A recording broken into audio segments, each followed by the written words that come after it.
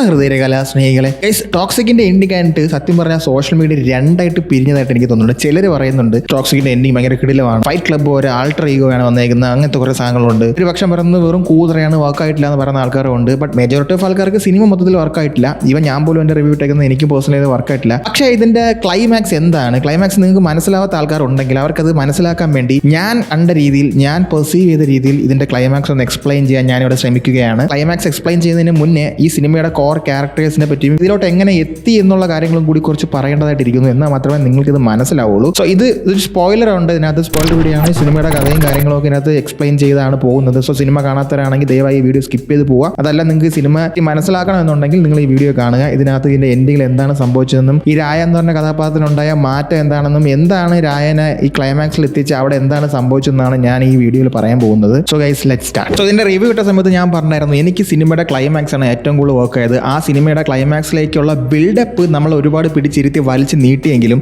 ഇതിന്റെ climax actually എനിക്ക് വർക്കായതാണ്. So ഈ സിനിമയുടെ കഥ ആരംഭിക്കുന്നതിന് ഗോവയിലാണ് ഇതിന്റെ ഒരു ബേസ് തുടങ്ങുന്നത്. ഗോവയിൽ ആക്ച്വലി രായ എന്ന് പറഞ്ഞ നമ്മുടെ യാഷിന്റെ കഥാപാത്രവും അതുപോലെ നയൻതാരയുടെ കഥാപാത്രം ഇങ്ങാൻ എന്ന് പറഞ്ഞ കഥാപാത്രം യാഷിന്റെ ചേച്ചിയാണ്. ഇവർ രണ്ടും കൂടി ഗോവ ഭരിക്കാമെന്നുള്ളൊരു സാധനം ഇങ്ങനെ എടുക്കുകയാണ്. ഇവർ ഗോവ ഭരിച്ചു കളയുമെന്ന് ചിന്തിച്ച് ഇന്ത്യയിൽ പോർച്ചുഗീസുകാരുള്ള ഒരു കാലഘട്ടത്താണ് ആക്ച്വലി ഈ ഒരു കഥ അതിനകത്ത് ആരംഭിക്കുന്നത്. അപ്പൊ അന്നേരം ഈ സമയത്ത് ഇവിടെ ഗോവയിൽ ആക്ച്വലി ബ്രിട്ടീഷുകാരും പോർച്ചുഗീസുകാരും അല്ലെങ്കിൽ ഒരു അതർ ശക്തി ഉണ്ടെങ്കിൽ പോലും അവിടെയുള്ള ലോക്കൽ ഗൂൺസും ഗാങ്സും ഗാങ്സ്റ്റേഴ്സും ഒക്കെയാണ് ആക്ച്വലി അവിടെ കൂടുതൽ പവർഫുൾ ആയിട്ട് നിൽക്കുന്നത്. ഇവരുണ്ടെങ്കിലും ഇവർക്ക് ഇവിടെ ഒരു പവർ ഉണ്ട്. അപ്പൊ ആ സമയത്താണ് ഗോവ മൊത്തത്തിൽ പിടിച്ചടക്കാൻ അവിടെ ഭരിക്കണമെന്ന ചിന്തയോട് കൂടി രണ്ട് ടീമുകൾ അവിടെ വരുന്നത്, ഗംഗയും രായയും. സോ അപ്പൊ ഇതിനകത്ത് ഇവിടെ നിലവിൽ ഒരു വാർലോഡ് ഉണ്ട്, സാൽവഡോർ എന്ന് പറഞ്ഞത്. ഈ വാർലോഡിന്റെ ഒരു സഹോദരനുണ്ട്.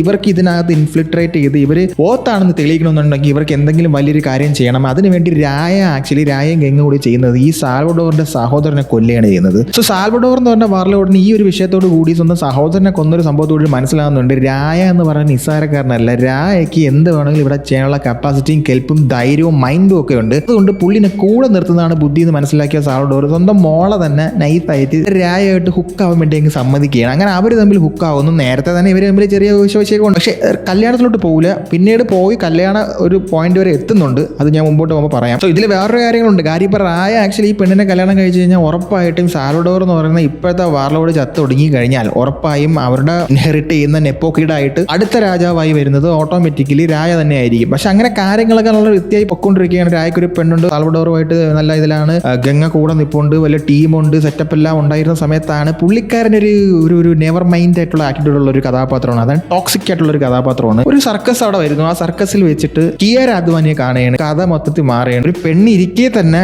ഇയാൾക്ക് അവളോടൊരു പ്രണയവും ഒരു താല്പര്യവും തോന്നുകയാണ്. പക്ഷെ ഇതിനകത്ത് ഈ കിയാര അദ്വാനിയുടെ കഥാപാത്രമായിട്ട് ഫിസിക്കലി ഒക്കെ ആക്ച്വലി ചീറ്റ് ചെയ്യുന്നുണ്ട്. ഈ ചീറ്റ് ചെയ്യുന്നതൊന്നും നിലവിലുള്ള കാമുകയായിരിക്കുന്ന സാൽവഡോറിന്റെ മോളിന് അത് വലിയ രീതിയിലുള്ള ഒരു പ്രശ്നമായിട്ടല്ല കാണുന്നതെന്നാണ് ഞാൻ സിനിമ കണ്ടപ്പോൾ മനസ്സിലാക്കിയത്. ബട്ട് ഇമോഷണലി ചീറ്റ് ചെയ്ത് തുടങ്ങും. അതായത് ഇവള് കണക്ട് ആവുകയും ഒരു പ്രേമമാവുകയും ആക്ച്വലി സാൽവഡോറിന്റെ മകളായ നിലവിലെ പാർട്ണർക്ക് അത് ഇഷ്ടപ്പെടാതെ വരികയും ത്രെറ്റ് ചെയ്യുകയും ചെയ്യുകയാണ്. അതായത് സാൽവഡോറും ഈ പെണ്ണും കൂടി മറ്റവളെ കിയാരയെ ത്രെറ്റ് ചെയ്യുകയും പല രീതിയിൽ അസാസിനേറ്റ് ചെയ്യാനും കൊല്ലാനൊക്കെ ശ്രമിക്കുകയും ചെയ്യുന്നു. പക്ഷെ ഇതിനെല്ലാ സമയത്തും ഈ രായ പോയി ഇവളെ സഹായിക്കുകയാണ്, ഇവളെ രക്ഷിക്കുകയാണ്. ഇങ്ങനെയുള്ള സമയങ്ങളിലൊക്കെ ഈ രായ ഇവളെ രക്ഷിക്കുക ചെയ്യുന്നത് ഇവർക്കിടയിൽ വലിയൊരു പ്രശ്നം ഉണ്ടാക്കി മാറ്റുകയാണ്. അതിനുള്ള ചോദ്യങ്ങളും പറച്ചുകളും വിഷയങ്ങളൊക്കെ ഉണ്ടാകുന്ന സമയത്താണ് മനസ്സിലാവുന്നത് കിയാര രായന പ്രഗ്നന്റ് ആണ്. ഈ പ്രഗ്നൻസി ഇവർ അറിഞ്ഞതും ആകെ ഹമാഹുകയാണ്. സോ ഇത് സാൽവഡോർ എന്ന് പറഞ്ഞ നിലവിലെ വാർലോഡ് അറിയുകയും വാർലോഡ് ഈ സംഭവം മനസ്സിലാക്കുകയും ചെയ്തതോടുകൂടി നേരെ രായന്റെ അടുത്ത് പോയി പറയും, നിന്റെ കൊച്ചിനെയും നീ ഈ പറയുന്ന എവിടെയോ കിടന്ന് സാധാരണ പിച്ചക്കാരി പെണ്ണിൽ നിന്നൊരു കൊച്ചിനെ ഉണ്ടാക്കിയതും എന്റെ മോളെ നീ തള്ളിപ്പറയാൻ ശ്രമിക്കുന്നെങ്കിൽ നിന്റെ ആ കൊച്ചിനെയും ഭാര്യനെയും ഞാൻ തട്ടിക്കളയുമടാ, വളരെ ബ്രൂട്ടലായെന്ന് രായനെ ഭീഷണിപ്പെടുത്തുകയും ചെയ്യുന്നതോടുകൂടി രായന്റെ കോണം മാറുകയാണ് ഗൈസ്. അതോടുകൂടി കല്യാണം നടക്കാനിരുന്ന അതേ ദിവസം, അതായത് ഈ ഒരു വിഷയങ്ങൾ അറിഞ്ഞതിന് ശേഷം രായനെയും മറ്റവളെയും പിടിച്ച് നേരത്തെ തന്നെ കെട്ടിക്കാൻ തീരുമാനിക്കുകയും തലേ ദിവസം ഒരു കല്യാണം പ്ലാൻ ചെയ്യുകയാണ്. കല്യാണ ദിവസം തന്നെ രായൻ ആക്ച്വലി ഇവരെ അങ്ങ് തീർക്കും. രായനും ഗംഗയും കൂടെ ചേർന്ന് ഇവരെ അങ്ങ് തീർക്കും. അബദ്ധത്തിൽ റെബക്ക, അതായത് മറ്റേ പെണ്ണും ആക്ച്വലി മരിക്കുകയാണ് അവിടെ വെച്ച്. അതായത് ആ ഫാമിലിയെ കംപ്ലീറ്റ് ഇവൻ അങ്ങ് തീർക്കും. ആർക്ക് വേണ്ടി? കിയാര അദ്വാനിക്കും കിയാര അദ്വാനിയുടെ കൊച്ചിനും. ഇതിൽ ഫണ്ണായിട്ടുള്ള കാര്യം എന്ന് സാൽവഡോറിന് ഇതിലൊരു വൈഫുണ്ട്. ഈ സാൽവഡോറിന്റെ വൈഫ് ആക്ച്വലി ഈ സാൽവഡോർ എന്ന് പറഞ്ഞാൽ ഈ വാർലോഡിനെ പലതവണ അസാസിനേറ്റ് ചെയ്ത് കൊല്ലാൻ വേണ്ടി ശ്രമിച്ചിട്ടുള്ളതാണ്. അവളും അവളെ സഹോദരനും ഇതിലൊരു അറ്റംപ്റ്റ് ഫെയിൽ ആവുകയും ഈ ബ്രദറിനെ ഇവള് തന്നെ കൊല്ലേണ്ട ഒരു അവസ്ഥ വരികയും ചെയ്യുകയാണ്. അപ്പൊ ആ പക അവളെ മനസ്സിൽ കിടക്കുന്ന സമയത്താണ് ആക്ച്വലി ഈ പറയുന്ന രായ സാൽവഡോറിനെ ചന്ന പിന്നെ കൊല്ലുന്നത്. ഇതിനുശേഷം ആക്ച്വലി ഗംഗേനെ ഈ പറയുന്ന ഇവള് പിടിക്കുകയാണ്. ഇവള് കാറിൽ ഓടിച്ചിട്ട് പിടിക്കുകയാണ്. ഗംഗയെ, നയൻതാരേനെയും കിയാര അദ്വാനിനെയും പെണ്ണ് പിടിച്ചോണ്ട് പോയിട്ട് കിയാര അദ്വാനിയുടെ കൈ കൊണ്ട് പ്രഗ്നന്റ് ആയ കൊച്ചിന്റെ വയറ്റിൽ തോക്ക് വെച്ച് ഭീഷണിപ്പെടുത്തിയിട്ട് കിയാര അദ്വാനിനെ കൊണ്ട് ഗംഗയായ നയൻതാരനെ കൊല്ലുകയാണ്. ബട്ട് അതേസമയം യാഷ്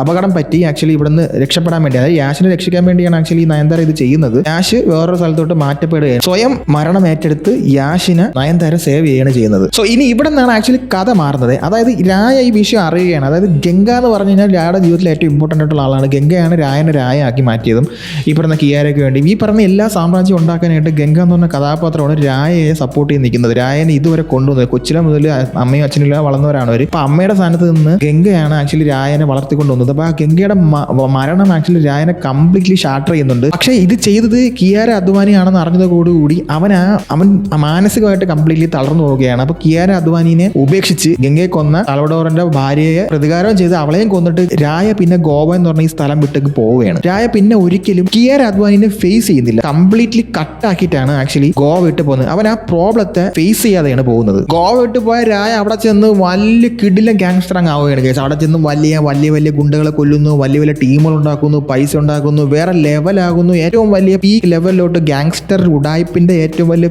പീക്ക് രായ എത്തിപ്പെടുകയാണ്. ബട്ട് അവനറിയാം അവിടെ ഒരു പെണ്ണും തന്റെ കൊച്ചും ഉണ്ടെന്നുള്ള കാര്യം രായക്ക് കോൺഷ്യസ്ലി അറിയാമെങ്കിലും മെന്റലി സ്ട്രഗിൾ ചെയ്യുന്ന രായ, ഡിപ്രസ്ഡ് ആയ രായ ആക്ച്വലി അവരെ കൺഫ്രണ്ട് ചെയ്യാൻ വരുന്നതേ ഇല്ല, തിരിച്ചു വരുന്നതേ ഇല്ല, അവരെ പറ്റി ആലോചിക്കുന്നതേ ഇല്ല. അല്ലെങ്കിൽ മനഃപൂർവ്വം അത് രായ മറക്കാൻ ശ്രമിക്കുക, അല്ലെങ്കിൽ അതിൽ നിന്ന് അവോയ്ഡ് ആയി നിൽക്കുകയും ശ്രമിക്കുകയാണ് ചെയ്യുന്നത്. അതേസമയം ഇപ്പുറത്താണെങ്കിൽ ഈ കിയാര അദ്വാനിയുടെ കഥാപാത്രം രായ എന്തെങ്കിലും വരുമെന്നും സംസാരിക്കുമെന്നും പ്രതീക്ഷിച്ച് നിൽക്കുന്നുണ്ട്, ഈ കൊച്ചിനെ വളർത്തുന്നുമുണ്ട്. പക്ഷേ ഒരു കാരണവശാലും രായ തിരിച്ചു വരുന്നതേ ഇല്ല. ഒടുവിൽ ഈ പോർച്ചുഗീസുകാർ, ഇന്ത്യയിലുണ്ടായിരുന്ന പോർച്ചുഗീസുകാർ ഇന്ത്യ വിട്ട്, അതായത് എല്ലാവരും പോകുന്ന സമയത്ത് പോർച്ചുഗീസുകാരും ഗോവയിൽ നിന്ന് കംപ്ലീറ്റ്ലി പിൻവാങ്ങുന്ന സമയത്ത് രായക്ക് തിരിച്ചു വരാൻ ഫോഴ്സ്ഡ് ആവുക. അതിന് കാരണം എന്ന് പറഞ്ഞു കഴിഞ്ഞാൽ ഗോവ ഭരിക്കണം എന്നാണ് സത്യം പറഞ്ഞ ഗംഗയുടെ സ്വപ്നം. അതായത് സ്വന്തം സഹോദരിയുടെ സ്വപ്നമാണ് രായ ഗോവയിലെ രാജാവായി മാറണം എന്നുള്ളത്. സോ അത് നിറവേറ്റാനായിട്ടും ആ ഒരു കാരണത്തിന് വേണ്ടിയും പോർച്ചുഗീസുകാർ പോയതോടുകൂടി രായ തിരിച്ചു വരികയാണ്. തിരിച്ചു വന്നെങ്കിലും ആക്ച്വലി രായ കിയാരനെ കാണാനോ കൊച്ചിനെ കാണാനോ പോകില്ല. ഇത് മനസ്സിലാക്കിയ ഇത്രയും നാൾ കാത്തിരുന്ന Kiara Advani end of the day depressed ആയി, ഡ്രഗ്സിന് അഡിക്റ്റ് ആയി, വെള്ളം അടിച്ച് കിളി പറന്നിട്ട് സ്വന്തമായിട്ട് തീ കൊളുത്തി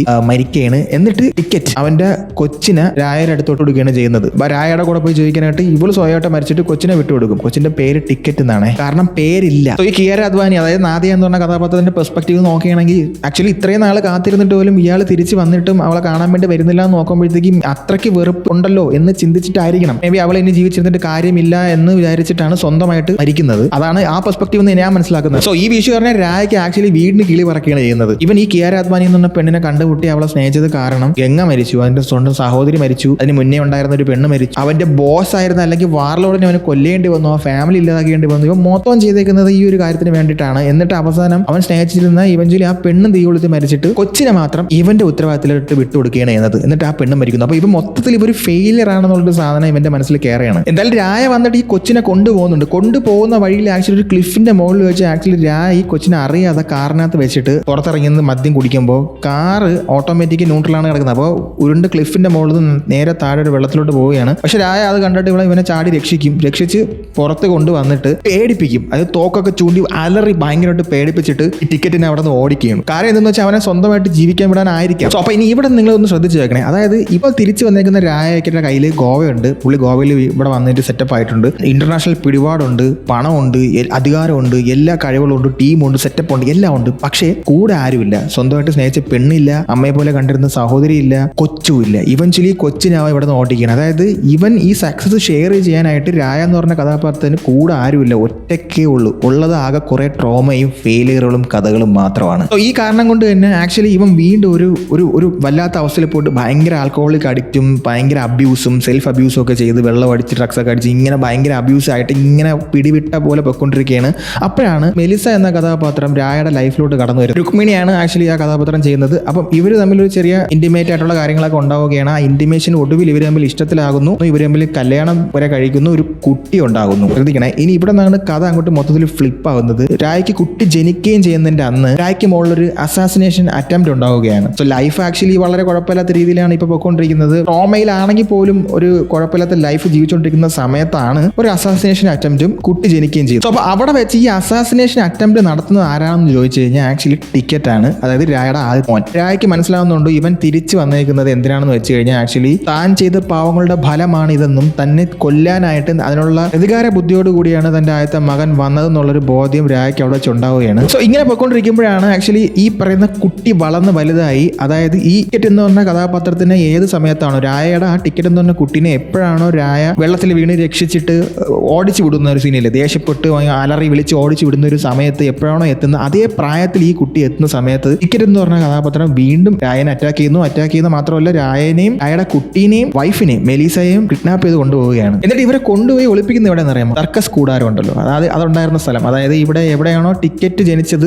ആ സ്ഥലത്തേക്ക് കൊണ്ടുപോവുകയാണ്. അവിടെ വെച്ച് പരസ്പരം ഇവർ ഭയങ്കരമായിട്ടൊരു മെന്റൽ ട്രോമാറ്റിക് ഡയലോഗ്സും ഇവർ തമ്മിൽ അങ്ങോട്ടും ഇങ്ങോട്ടും ഉഗ്രൻ ഇടിയാവുകയാണ് അച്ഛനും മോനും കൂടി. അപ്പോൾ അവിടെ വെച്ച് നമ്മൾ കാണുന്ന ഭയങ്കരമായ അലമ്പും അടിയും പ്രശ്നങ്ങളും കണ്ട് നമുക്ക് അവസാനം മനസ്സിലാവുകയാണ് ഈ ടിക്കറ്റ് എന്ന് പറഞ്ഞ കഥാപാത്രവും ആളും എക്സിസ്റ്റ് ചെയ്യുന്നതേ ഇല്ല, ഇതെല്ലാം രായ എന്ന് പറഞ്ഞ ആളുടെ മനസ്സിനകത്ത് മാത്രം നടക്കുന്ന ഒരു ട്രോമ ആണെന്നും പുള്ളിക്കുണ്ടാവുന്ന ഒരു ഹാലൂസിനേഷൻ ആണെന്ന് ആ പോയിന്റിൽ നമുക്ക് മനസ്സിലാവുകയാണ്. ഇത് അവൻ സ്വയം മാപ്പ് കൊടുക്കാത്ത ഒരു സ്വയം പീസ് കണ്ടെത്താത്ത ഒരു ട്രോമയാണെന്നുള്ളത് നമുക്ക് ആ സമയത്ത് മനസ്സിലാവും. ഈ കിയറ അദ്വാരിയുടെ നാദി എന്നുള്ള കഥാപാത്രം ആത്മഹത്യയല്ലോ സമയത്തല്ലേ ആക്ച്വലി ഈ കൊച്ചിന് രായക്ക് കിട്ടുന്നത്. രായ ഈ കൊച്ചിനെയും കൊണ്ട് ക്ലിഫിന്റെ മുകളിൽ പോയിട്ട് വെള്ളത്തിലോട്ട് അറിയാതെ വീഴുന്ന സമയത്ത് ആക്ച്വലി രക്ഷിച്ചതായിട്ടാണ് സിനിമയിൽ ആദ്യം കാണിക്കണമെങ്കിൽ ആക്ച്വലി രായക്ക് കൊച്ചിനെ അവിടെ രക്ഷിക്കാൻ പറ്റിയില്ല. കുട്ടി അവിടെ വെച്ച് തന്നെ മരിച്ചു പോവുകയാണ്. രായ മുകളിലോട്ട് കയറി വന്ന് ഒറ്റയ്ക്കാണ് ഈ കാണിക്കുന്ന അലമ്പും ബഹളവും എല്ലാം കാണിക്കുന്നത്. രായക്ക് ആ കൊച്ചിനെ രക്ഷിക്കാൻ പറ്റാത്തതിന്റെ ട്രോമ ഹിറ്റ് ചെയ്ത് വട്ടായി പോയതാണ്. പക്ഷേ ആ ഇമാജിനേഷൻ എന്തിനാണെന്ന് ചോദിച്ചു കഴിഞ്ഞാൽ രായ ജീവിതത്തിൽ എന്തെങ്കിലും ഒരു ശരിയായ ഒരു കാര്യം ചെയ്തെന്നും അവനെങ്കിലും രക്ഷിച്ചെന്ന് പ്രേമിച്ച് പെണ്ണ് മരിച്ചുപോയി, അവന്റെ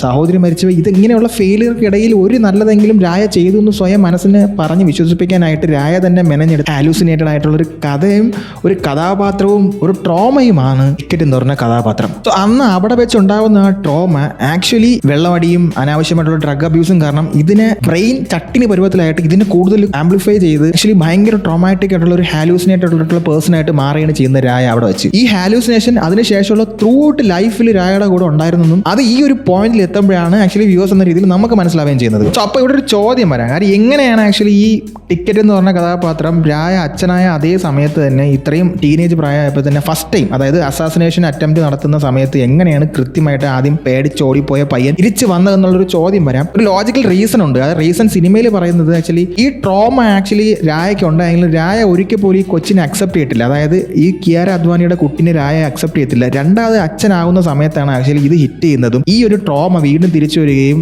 ആ സമയത്താണ് അതായത് കൊച്ചു പിറന്ന സമയത്താണ് ആക്ച്വലി അച്ഛനായെന്ന് പോലെയുള്ള ഒരു സാധനം രായ അക്സെപ്റ്റ് ചെയ്തിട്ട് കുട്ടിയുടെ ഓർമ്മകളിലേക്ക് തിരിച്ചു വരുന്നത്.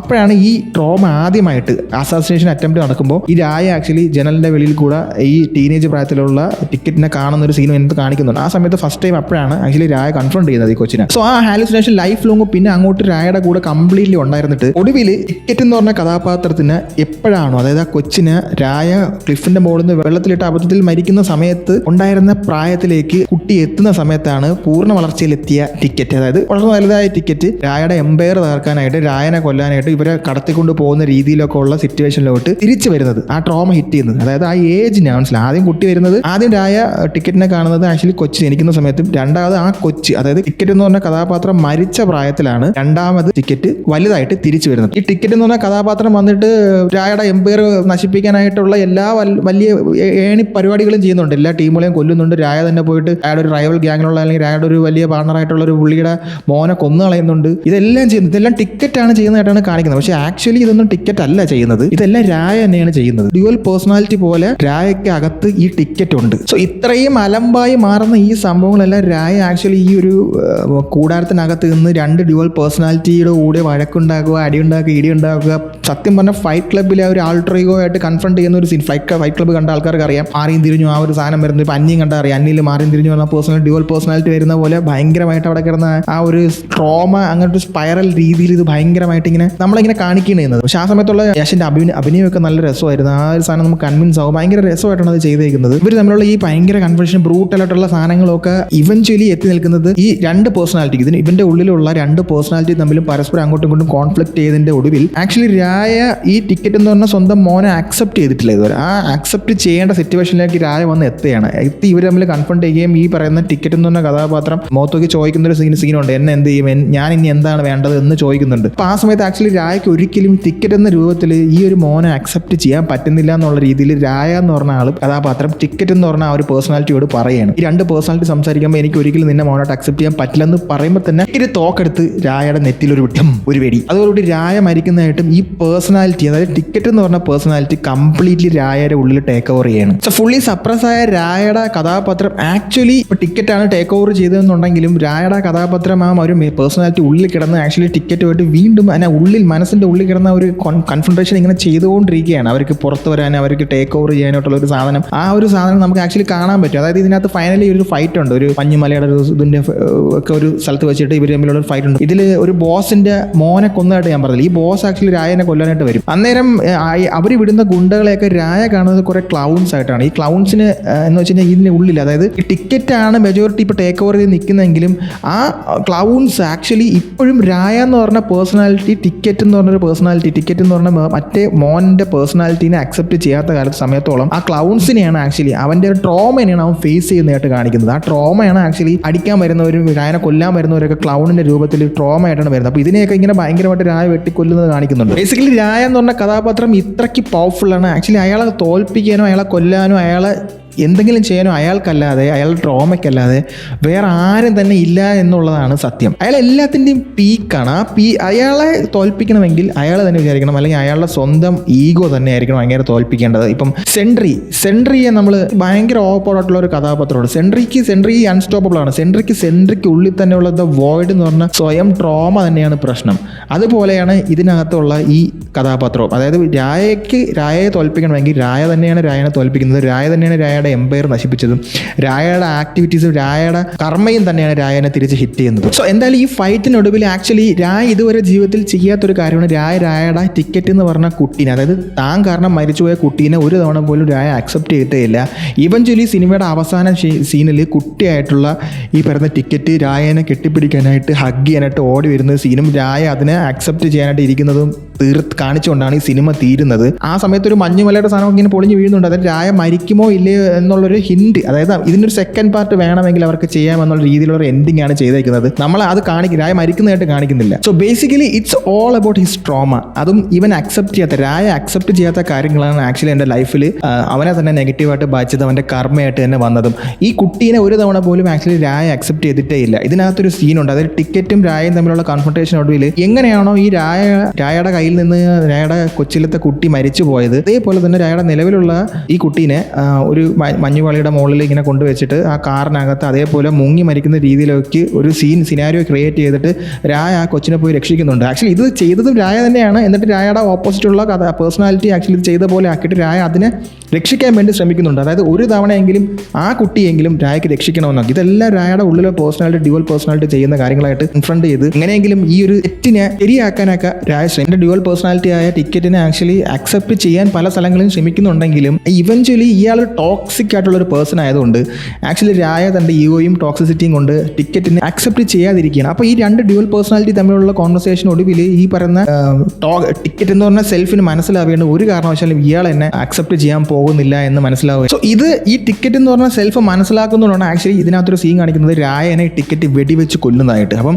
ഇനി ടിക്കറ്റ് എന്നുള്ളൊരു പേഴ്സണാലിറ്റി മാത്രം മതി എന്നുള്ളത്, അതായത് രണ്ട് പേഴ്സണാലിറ്റിക്ക് ഒരേ സമയം എക്സിസ്റ്റ് ചെയ്യാൻ പറ്റില്ല. അപ്പോൾ ഒരു ട്രോമറ്റൈസ്ഡ് ആയിട്ടുള്ള ഇയാളുടെ ഫെയിലിയറിനെ എപ്പോഴും ഓർമ്മിപ്പിച്ചു കൊണ്ടിരിക്കുന്ന ഇയാളുടെ സ്വന്തം ഹെല്ലായിട്ടുള്ള ഒരു പേഴ്സണാലിറ്റിയാണ് ആക്ച്വലി ഈ ടിക്കറ്റ് എന്ന് പറയുന്നത്. സോ അത് മാത്രം എക്സിസ്റ്റ് ചെയ്താൽ മതി എന്നുള്ള അൺഅക്സെപ്റ്റഡ് ആയിട്ടുള്ള ഒരു ആറ്റിറ്റ്യൂഡ് കാരണമാണ് ഈ ടിക്കറ്റ് എന്നുള്ള കഥാപാത്രം രായനെ കൊല്ലുന്നതായിട്ട് കാണിക്കുന്നതും ആ പേഴ്സണാലിറ്റി എക്സിസ്റ്റ് ചെയ്യുന്നതായിട്ടും കാണിക്കുന്നത്. ബട്ട് രായ എന്ന് പറയുന്ന ഒറിജിനൽ പേഴ്സണാലിറ്റി ആക്ച്വലി ഒരിക്കലും ഗിവ് അപ്പ് ചെയ്യില്ല. വീണ്ടും ഇവർ തമ്മിലുള്ള കോൺഫ്ലിക്റ്റ് തുടർന്നുകൊണ്ടിരിക്കുകയാണ്. Eventually end of the movie ആ ക്ലൈമാക്സിൽ രായ ഈ കുട്ടീനെ പൂർണ്ണമായും അക്സെപ്റ്റ് ചെയ്യുന്നതാണ് കാണിക്കുന്നത്. അക്സെപ്റ്റ് ചെയ്യുന്ന സമയത്താണ് സിനിമ അവസാനിക്കുന്നതും. ആംബിഗ്യൂസ് ആയിട്ടുള്ള ഒരു എൻഡിംഗ് ആണ് തരുന്നത്. കാരണം മരിച്ചിട്ടുണ്ടോ ഇല്ലെന്നൊന്നും കാണിക്കുന്നില്ല. കാരണം മേ ബി സെക്കൻഡ് പാർട്ട് ഇനിയും വേണമെങ്കിൽ അവർക്ക് ഇതിന്റെ ക്രിട്ടിക് റിവ്യൂസും ഇതിന്റെ കൊമേഴ്ഷ്യൽ ഹിറ്റും അനുസരിച്ച് അവർക്ക് വേണമെങ്കിൽ സിനിമ എടുക്കാമല്ലോ. അതിന് വേണ്ടിയാണ് അങ്ങനെ ഒരു എൻഡ് തന്നിരിക്കുന്നത്. But I don't think like ഇത് ഇനി ഒരു പാർട്ട് ഉണ്ടാവാൻ സാധ്യത ഉണ്ടെന്ന്. കൊമേഴ്ഷ്യലി ഓക്കെ ആണെന്ന് തോന്നുന്നു. ഇതിന്റെ ആക്ഷനൊക്കെ അല്ലാതെ പോകണമെങ്കിൽ ക്രിട്ടിക്കലി ഭയങ്കര നെഗറ്റീവ് കിട്ടിയൊരു സിനിമയാണിത്. അപ്പോൾ സോ അതുകൊണ്ട് ഇനി മേ ബി ഒരു സെക്കൻഡ് പാർട്ട് ഇതിനുണ്ടാവണമെന്നില്ല. ഇതോടുകൂടി തന്നെ നിർത്താനാണ് സാധ്യത.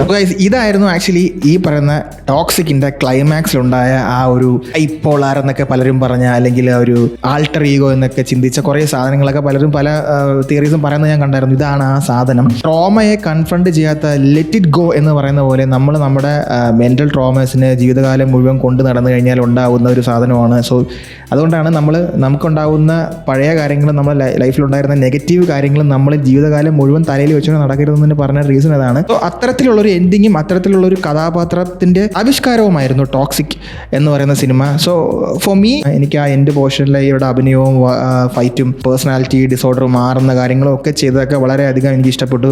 It was nice and it was good.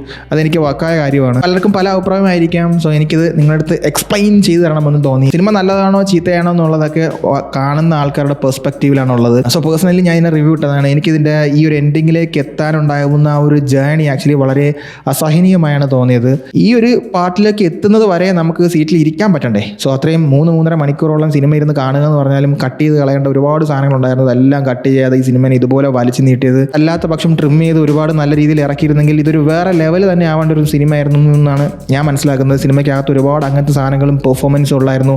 ഇതിൻ്റെ നെഗറ്റീവ് സാധനങ്ങൾ കാരണം ഇതിൻ്റെ പോസിറ്റീവ് കാര്യങ്ങൾ ആരും പറയാതെയോ കാണാതെയോ പോയതാണ്. സോ നിങ്ങൾ സിനിമ കണ്ടവരാണെങ്കിൽ നിങ്ങൾക്ക് എന്താണ് ഇതിൻ്റെ ക്ലൈമാക്സിൽ നിന്നും സിനിമയിൽ നിന്ന് മനസ്സിലായതെന്ന് നിങ്ങൾ കമൻറ്റ് ചെയ്യണം. നിങ്ങൾ ഇതെല്ലാം ഇതിനകത്ത് നിന്ന് നിങ്ങളുടെ വ്യൂ പോയിന്റിൽ നിന്ന് മനസ്സിലാക്കിയെടുത്തെങ്കിലും നിങ്ങൾ ഉറപ്പായിട്ടും കമൻറ്റ് ഡൗൺ ചെയ്യൂ ഗൈസ്. എനിക്കും അത് മനസ്സിലാക്കാനുള്ള ഭാഗ്യമുണ്ടാവുമല്ലോ. അപ്പോൾ നമുക്ക് മറ്റൊരു നല്ല വീഡിയോയുമായി ഇനിയും കാണാം. അതുവരേക്കും